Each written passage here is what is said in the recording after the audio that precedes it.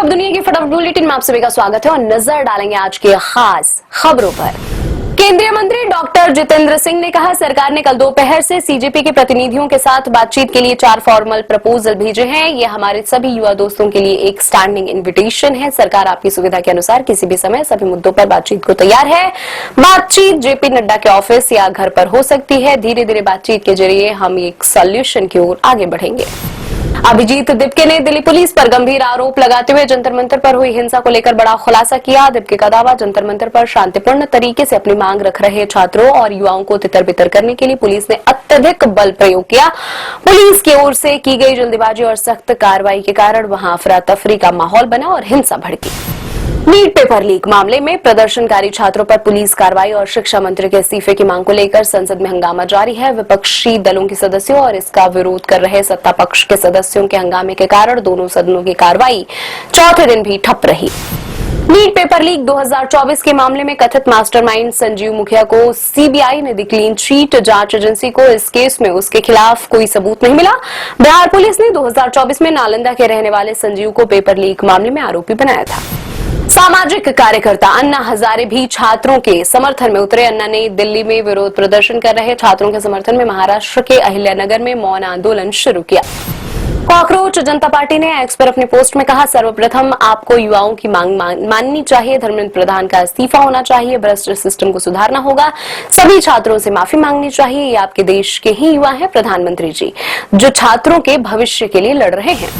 केंद्रीय मंत्री जेपी नड्डा ने सीजेपी के साथ बातचीत के प्रस्ताव पर कहा, हां हम बातचीत के लिए तैयार हैं। वे हमारे निवास या हमारे मंत्रालय में आए। हालांकि दावा किया जा रहा है कि सीजेपी ने नड्डा से बातचीत करने को इनकार कर दिया है। कॉकरोच जनता पार्टी के प्रमुख अभिजीत दिपके की तबियत बिगड़ी। प्रदर्शन स्थल से हटे, कुछ समय आराम के लिए मांगा। 20 जून से जंतर मंतर पर प्रदर्शन कर रहे हैं कॉकरोच। छात्र आंदोलन के बीच नीट पेपर लीक मामले में सीबीआई जल्द ही चार्जशीट दाखिल करेगी। इस मामले में अब तक 13 लोगों की गिरफ्तारी हुई है। कई राज्यों में फैले नेटवर्क की जांच जारी है। पेपर लीक के आरोपियों पर नकल विरोधी कानून के तहत चलेगा मुकदमा। 4 राज्यों में फास्ट ट्रैक कोर्ट बनाए जाएंगे। मनसे नेता राज ठाकरे ने कहा, छात्रों का आंदोलन बहुत बड़ा रूप ले चुका है, इसलिए सरकार बचाव की मुद्रा में आ गई है। यदि किसी व्यक्ति ने मुंबई में 26 जुलाई को हमारे शांतिपूर्ण प्रदर्शन में बाधा डालने की कोशिश की तो हम उसकी पिटाई करेंगे। दूसरी ओर उद्धव ठाकरे ने कहा, छात्र अब किसी से डरने वाले नहीं हैं। झारखंड की राजधानी रांची में बृहस्पतिवार को विरोध प्रदर्शन के दौरान कांग्रेस और भाजपा कार्यकर्ताओं द्वारा कथित तौर पर एक दूसरे पर पथराव करने और अंडे फेंके जाने की घटना में कई लोग घायल हुए। पुलिस ने बताया, घायलों में पुलिसकर्मी और पत्रकार भी शामिल हैं। एमएनएम के संस्थापक एवं मशहूर अभिनेता कमल हासन ने नीट मुद्दे और छात्रों के विरोध प्रदर्शन को लेकर भाजपा ने केंद्र सरकार की कड़ी आलोचना की। कहा, देश नाकाम हो गया है, क्योंकि जब बच्चे सवाल पूछते हैं तो उन्हें जवाब की बजाय बैरिकेड और लाठियां मिलती हैं। सुप्रीम कोर्ट ने गुरुवार को मेघालय के बहुचर्चित हनीमून के मर्डर केस की आरोपी सोनम रघुवंशी की जमानत रद्द कर दी है। शीर्ष अदालत ने सोनम को बड़ा झटका देते हुए उसे 3 हफ्ते में सरेंडर करने को कहा है।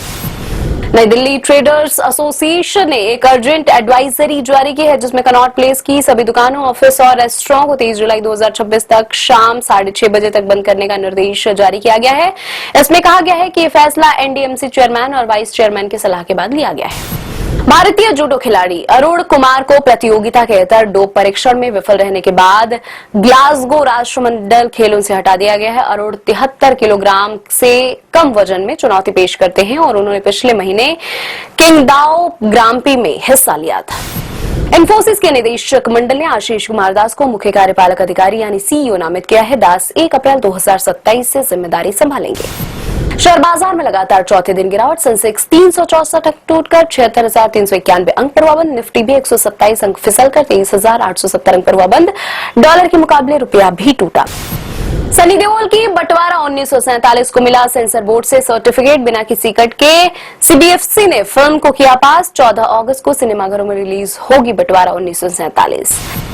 एफटीआईआई में ट्रोलिंग के बाद आर माधवन ने किया आंदोलन कर रहे छात्रों का समर्थन। माधवन ने कहा, मैं सरकार से गुजारिश करता हूं कि हर जिम्मेदार इंसान को जल्द सजा मिले। नीट पेपर लीक मामले को लेकर हजारों छात्र कर रहे हैं आंदोलन। हॉलीवुड अभिनेता जॉन कुसैक ने नीट पेपर लीक के खिलाफ जंतर मंतर पर सीजेपी के नेतृत्व में जारी छात्रों के प्रदर्शन का समर्थन किया। कुसैक ने एक्स पर लेखिका अरुंधति रॉय का एक लेख भी साझा किया, जिसमें उन्होंने छात्रों पर बल प्रयोग करने के लिए अधिकारियों की आलोचना की है।